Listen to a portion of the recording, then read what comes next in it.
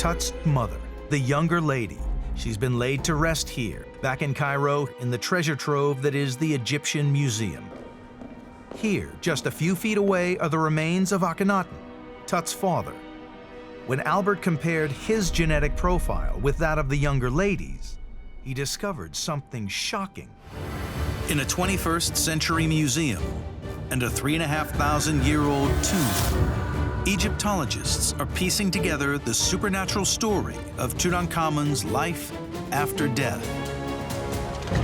Of a pharaoh on a mission through the underworld, fighting against the forces of darkness to save the sun and the earth from annihilation. With the highest possible stakes, the people who packed Tutankhamun's tomb did everything in their power to ensure he was prepared for the mission ahead. The ancient Egyptians were very big on insurance, so they had lots of safety nets in case one thing didn't work, one spell didn't work, there was a backup spell. If this got destroyed, there was another backup object. So you always had things that would help you get to where you wanted to. Egyptologists now believe this is why Tutankhamun took 5,000 objects to the afterlife. The more he took, the more chance he had of defeating the demons and overcoming the obstacles that lay ahead. But one shocking find has always perplexed archaeologists: the mummified bodies of 2 baby girls. Today, their fragile remains are being conserved at the Grand Egyptian Museum.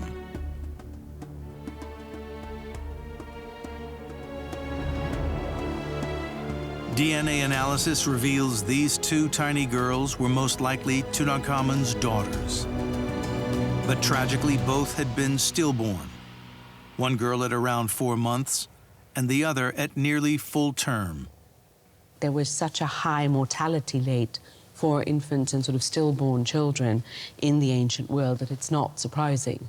But it is extraordinary to have them carefully mummified, wrapped up, cocooned, put in these coffins and placed in their father's tomb. These tiny mummies are an incredibly rare discovery. But Egyptologist Joyce Tilsley believes there is an explanation for their burial alongside the pharaoh. She suspects they were the ultimate insurance policy. Tutankhamun was very wealthy. He could have dug a grave for his daughters anytime he wanted to. So the fact that their bodies have been saved to be buried with him suggests that perhaps it's not just a practical reason, but there's a ritual reason for them being there as well. In ancient Egyptian art, women and girls were often cast as protectors, standing alongside their fathers or the gods. And for Joyce, they were more than simply good luck charms. They were active participants in Tutankhamun's journey through the underworld. By being either physically in the boat with Tutankhamun or just having their spirits supporting him while he's in the boat, Tutankhamun will be protected by these 2 daughters who he has in the tomb with him.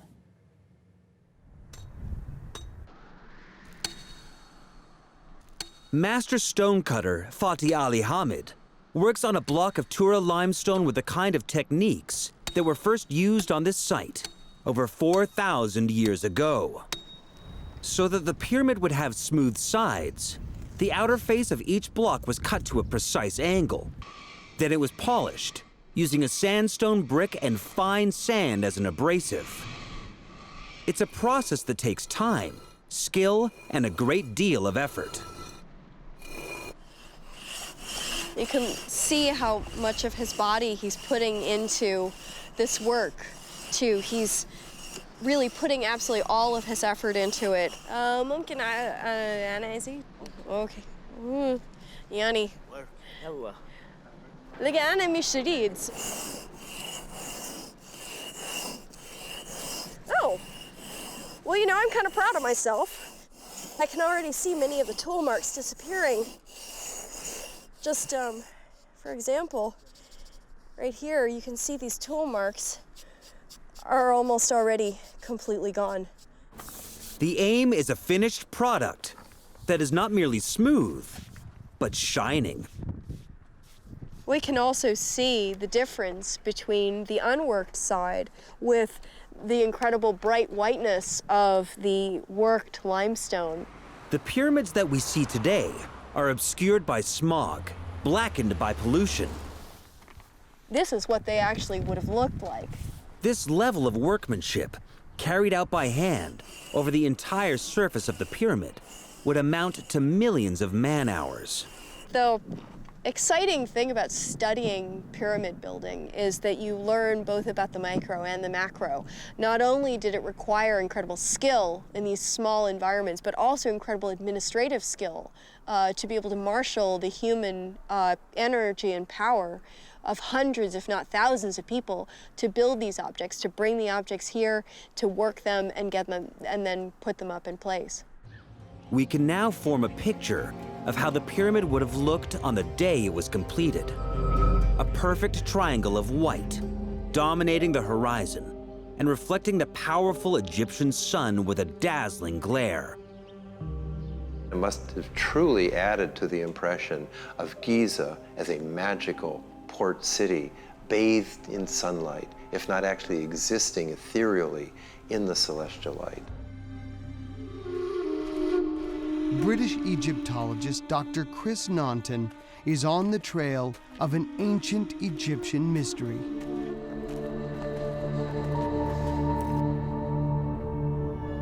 What I can see is a shaft, a deep shaft cut directly into the rock. It goes down about 20 meters, about 60 feet, and it leads to a network of tunnels.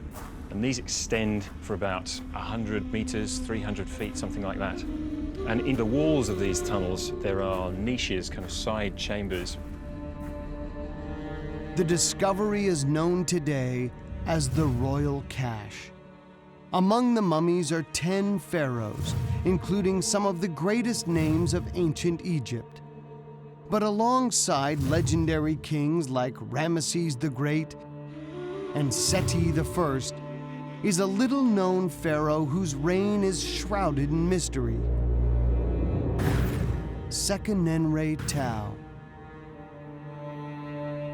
Sekenenre isn't as famous as some of his successors like Ramesses the Great or Seti I, but the fact that he was buried alongside those pharaohs suggests that for the ancient Egyptians, he was every bit a part of that line of great kings. Who is this mystery pharaoh buried among the greats? The first clue, an inscription on the lid of his coffin. Sekenenre the Brave. Why the brave? Hidden inside the coffin was a mummy the likes of which had never been seen before.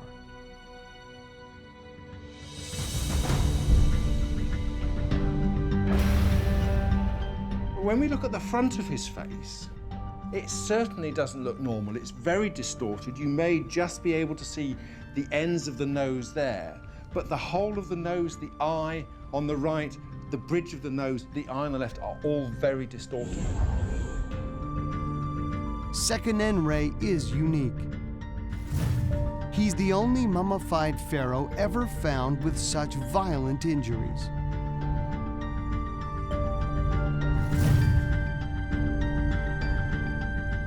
Dr. Richard Shepard is a world-renowned forensic pathologist.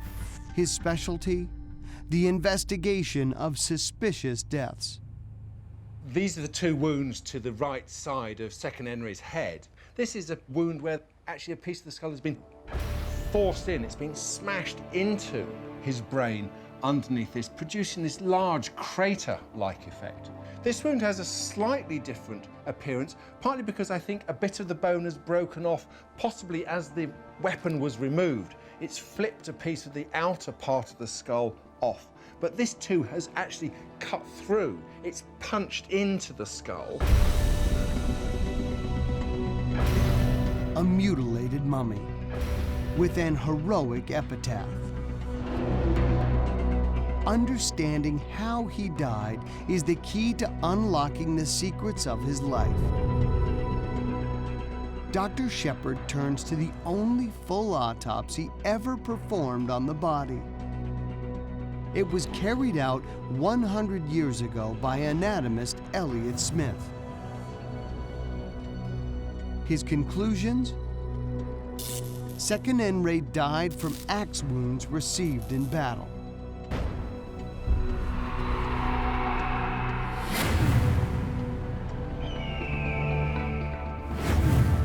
Dr. Shepard is taking a closer look at Smith's report. Elliot Smith says axe in his report, and I'd back it up forensically from our knowledge now. When I look at these two injuries, what I can say is that they are both lethal wounds, and you'd probably only need one of them to cause death, but the two together are a certain cause of death. The experts agree on the cause of death. Fatal axe blows to the head. But did he receive these wounds on the battlefield? And if so, why risk a pharaoh's life on the front line? For almost a century, Tutankhamun's dazzling treasures displayed in the Cairo Museum have told the story of the boy king's short life. But now, as all of his 5,000 treasures are being brought together at the new Grand Egyptian Museum, another far stranger tale is emerging. Not of Tutankhamun's life, but of his supernatural experiences after death. The ancient Egyptians weren't obsessed with death. They were obsessed with living, and they wanted to live the best life they could, and they wanted that to continue if they could after death.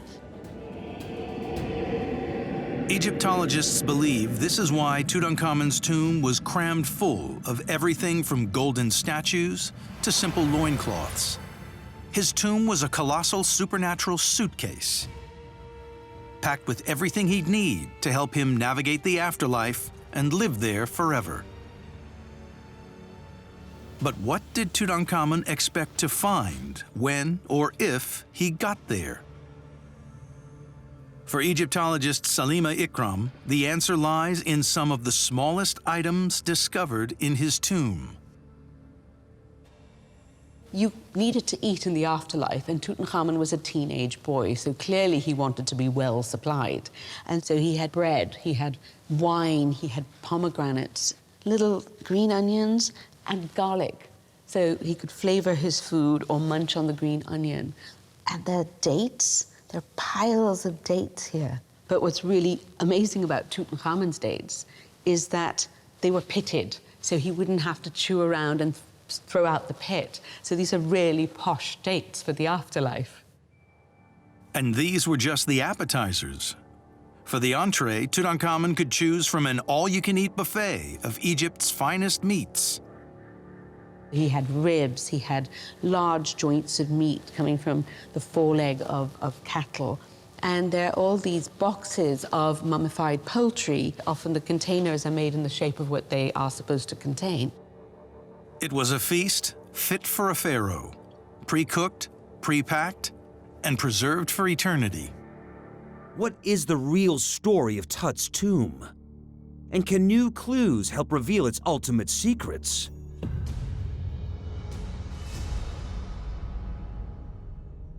In a quest to find answers, Chris Naunton has traveled to the Valley of the Kings, where Carter made his original spectacular discovery. Inside the tomb, he notes something striking about the design.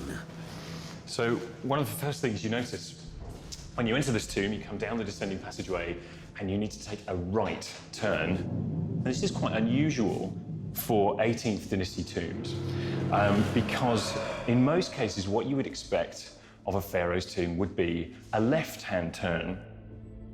In ancient Egypt, the left was a symbol of masculinity.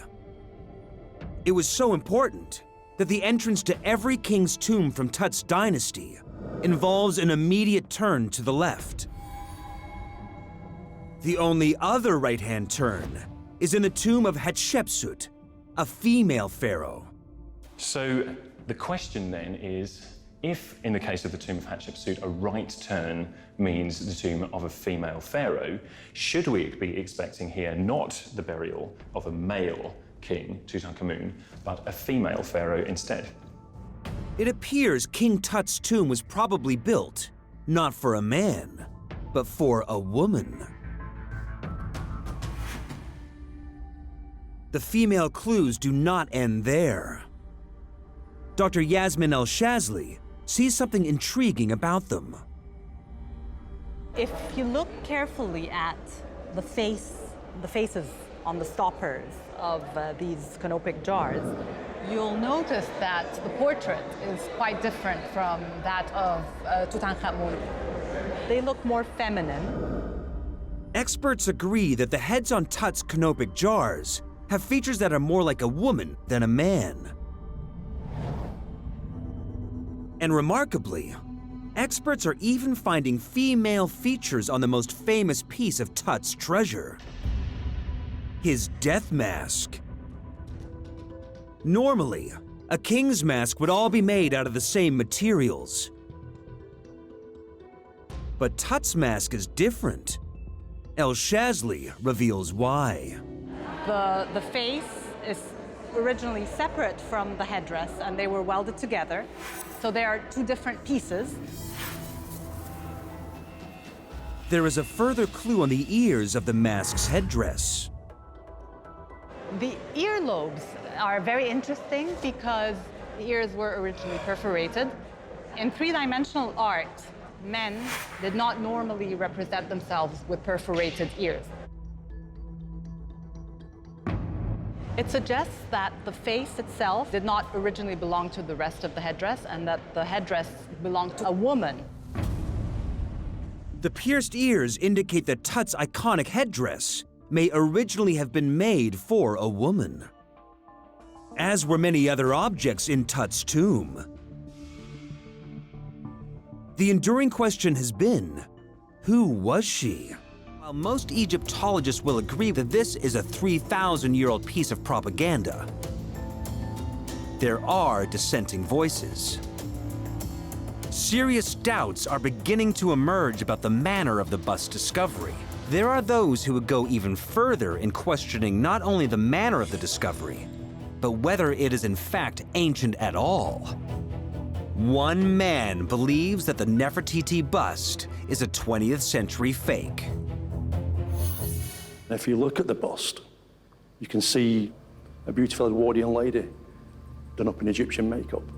Sean Greenhalgh knows fakery. In 2007, he sold this Armana statue to a UK museum for a six-figure sum. What he didn't reveal was that he'd made it himself. Greenhalgh is a convicted forger. His work has fooled experts all around the world. He sees the hand of a faker all over the Nefertiti bust. It's supposed to be the work of a master sculptor, but the technique says otherwise. For Greenhalgh, what gives the game away is the layer of stucco plaster that covers the limestone core and forms the bust's most intricate features. That's the work of, if not an amateur, then a second or third rate sculptor. And none of those would look for the Pharaoh. You'd only have the best. That'd be like finding a Michelangelo sculpture in marble. And then you'd find out that the ears, the eyes, all the hands, the difficult parts are all made in stucco and added on. It just wouldn't be done. And there is another inconsistency. Nefertiti's missing eye. The left socket is empty, while the right eye is made from an inlay of black wax and rock crystal. Greenhalgh believes that the right eye is genuinely ancient, sourced to make the bust look real. It's a major point to its fakery because it's the kind of thing I've done myself, sourcing beads or pearls or whatever in a piece. Borchardt searched the area where the bust was discovered, offering a cash reward to anyone who could find the missing eye. It never was found. Greenhalgh believes it never existed. It would be possible to source a quartzite eye, but to find a pair, well, that'd be very long odds. Greenhalgh argues this is the only way to explain the empty socket. To ancient Egyptians, the eyes were a window to the soul. So representing the queen with one eye missing would be a shocking sign of disrespect. Finally, Greenhalgh thinks he knows why the forger picked Nefertiti and the Amarna period. If you're going to pick a period of Egyptian art to fake, the Amarna period is really the best, because the sculpture wasn't any more difficult than any other period, but it is the most valuable today to collectors, and the rarest because it lasted such a short period of time. The damage on it is the major point of it being a later copy. It's something I've done myself, it's something I've seen on other fakes. It's quite obvious if you look at where it's damaged. The ears are damaged, so obviously it's been dropped left and right sides. The back of the head has been damaged, and most telling, the cobra on the conical cap is almost obliterated. To remove it, it would have taken off the nose, the brow ridges, and the chin. There's absolutely no damage to the face. The damage is selective, and that's a dead ringer for a fake.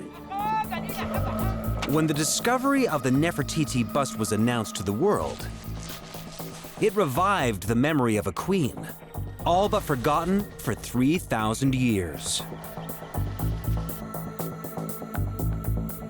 To understand who she really was and why the bust was made, we first need to understand the role that Nefertiti played in the turbulent reign of her husband, the pharaoh Akhenaten.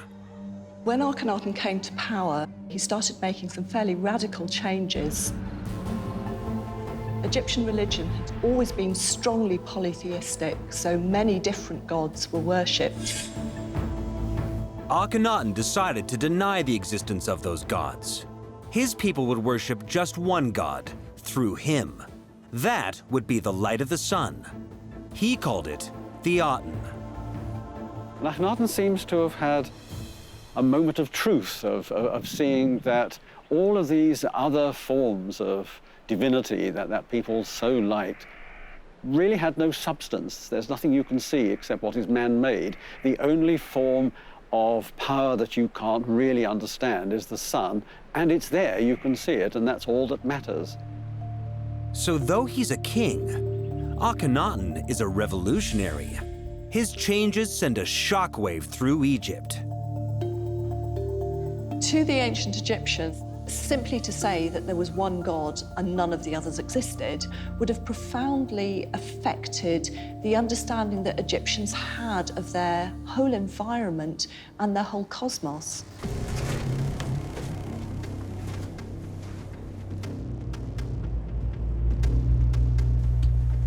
And when all this happened, Nefertiti played a central part. This is a tomb carved into one of the cliffs outside Amarna. This is a beautiful image here of Akhenaten and Nefertiti in a chariot being pulled by a galloping horse. They're both under the rays of the Aten, and they're the only ones who are receiving the Aten's blessings. Traditional Egyptian religion had functioned by pairing a male god with a female goddess, who in turn create an offspring. And that engendering ensures the recreation of the world every day. Now, with those gods abolished, Akhenaten and Nefertiti took their roles for themselves. They would be the only link between the life-giving sun god and the world of the living. So he was the male god of creation, and she is the female goddess of creation. And by coming together, as this image represents, enforce the recreation of the universe. In Cairo, Egyptologist Dr. Yasmin El-Shazli is investigating the mystery of a newly discovered pyramid. Fragments of wood found in the burial chamber have been pieced together. They form a coffin lid with a beautifully carved face. Coffins normally had features that were similar to the owner, but idealized, because that's what they would look like for eternity. The restoration has revealed something astonishing. This isn't a king.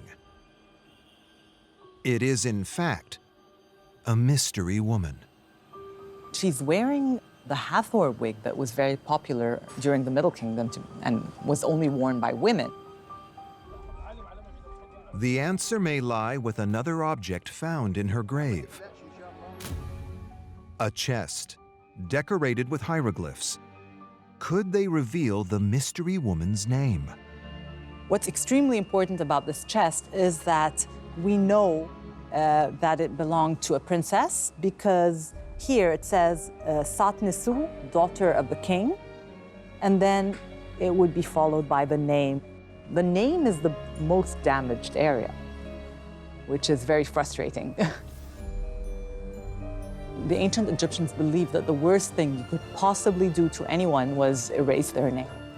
If we managed to find her name and say it again, then she would achieve immortality. It's not just her name that's a mystery. Discovering a princess in a pyramid is highly unusual. This kind of pyramid design is specific to a king. It's not what you'd expect a junior member of the royal family to be in. Normally, a princess would simply have a shaft tomb in a chamber at the bottom of it, which makes the whole thing a real mystery. To understand more about the princess, the team must investigate the age she lived in. Egypt's Middle Kingdom. These models from the time give us a window into her world. Stretching from 2030 to 1650 BC, it's known as Egypt's Classical Age. It produced the first historical novel called The Story of Sinuhe, and new techniques of working with gold to create the finest jewelry of the ancient world. Locked in Cairo Museum are the treasures of another Middle Kingdom princess. We have here the crown of Princess Akhenaten from Dahshur. It's made out of gold and inlaid with semi-precious stones. And here at the front, you have a branch with very, very intricate leaves and flowers. This necklace is very delicate and very intricately decorated. This, for example, is the symbol of life, the Ankh. And this one, this is a very famous amulet as well. It's the Eye of Horus that helps protect the wearer. The newly discovered tomb probably contained material very similar to this, a lot of gold, which is probably why it would have been robbed a long time ago. Ordinarily, there was a very clearly articulated process for burying the king and making sure that everything was perfect. It appears that this was not the case for Tut.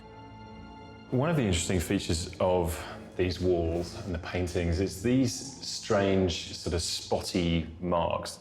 These black patches that you see all around the walls are in fact organic. They are mold. This mold appears nowhere else in the Valley of the Kings. At first, conservation experts worried that in this otherwise dry environment, the mold was being caused by the breath and sweat of countless tourists. But a study of Howard Carter's original photographs revealed that this could not be the case. And it gives experts an insight into events over 3,000 years ago, to the precise time of young Tut's burial. It seems that his tomb was sealed before the paint on the walls had dried. The supposition is that the walls had some residual humidity from the painting that was still there when the tomb was sealed. In this case, if the paint was still wet, you very much have this sense that everything was done as quickly as possible. Conservation expert Adam Lowe and his team recently took high-resolution photographs of the burial chamber's paintings. At a resolution of up to 100 microns, they reveal details as small as the tip of a human hair, including the individual brushstrokes of ancient craftsmen. Seen close up, the brushstrokes do seem to have been painted in a hurry. You can see here there are clearly traces of brush marks that are clearly done like this. So they're not done like this. The application of the ochre color is done very fast with bigger brushes. I mean, that's a very fast mark. That's a...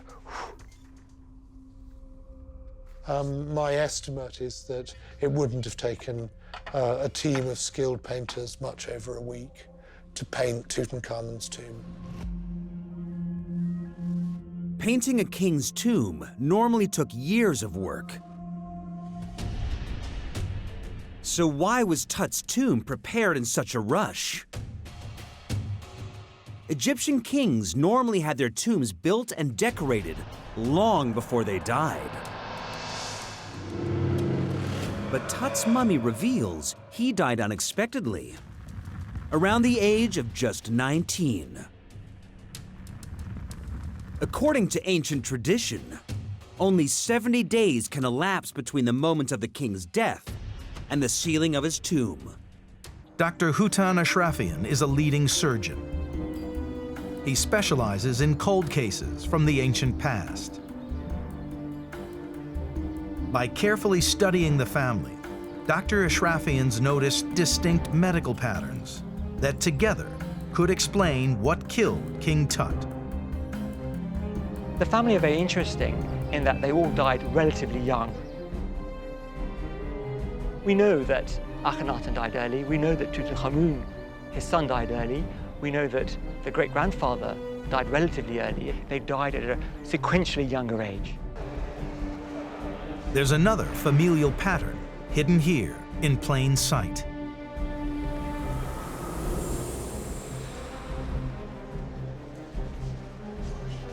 So this is Tut's dad, we think.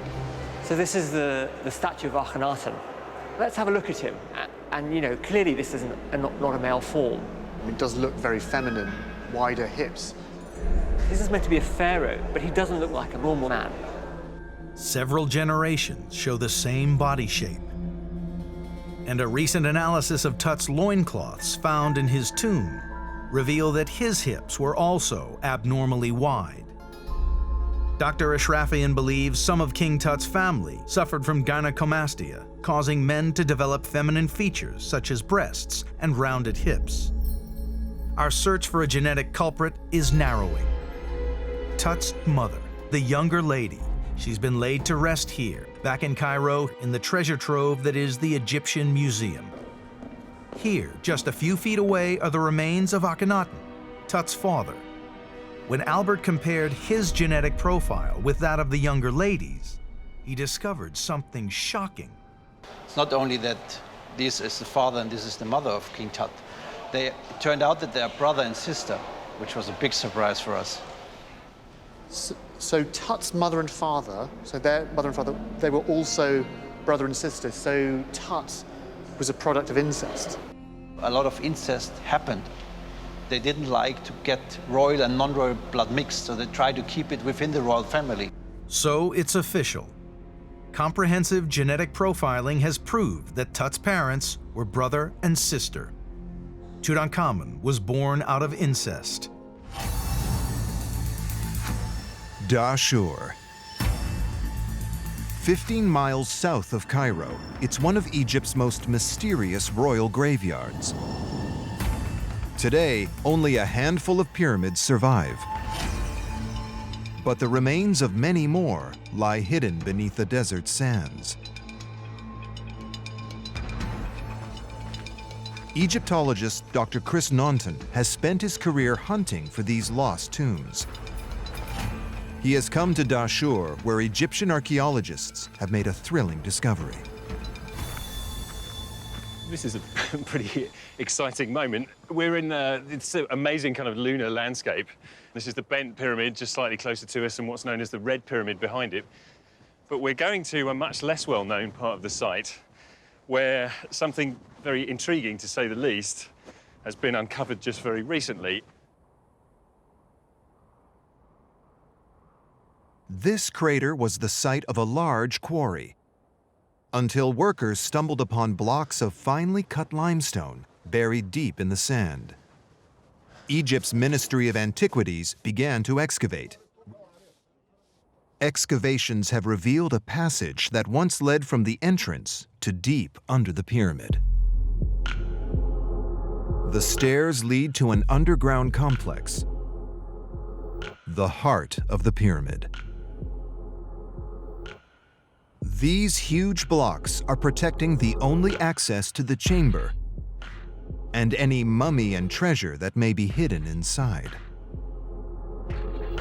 And unlike any other pyramid found so far, it still appears to be sealed.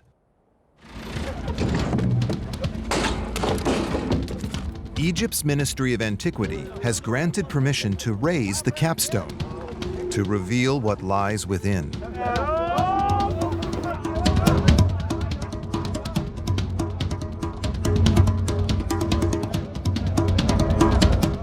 Finally, after 3 days of effort, the tomb gives up its secrets for the first time in almost 4,000 years.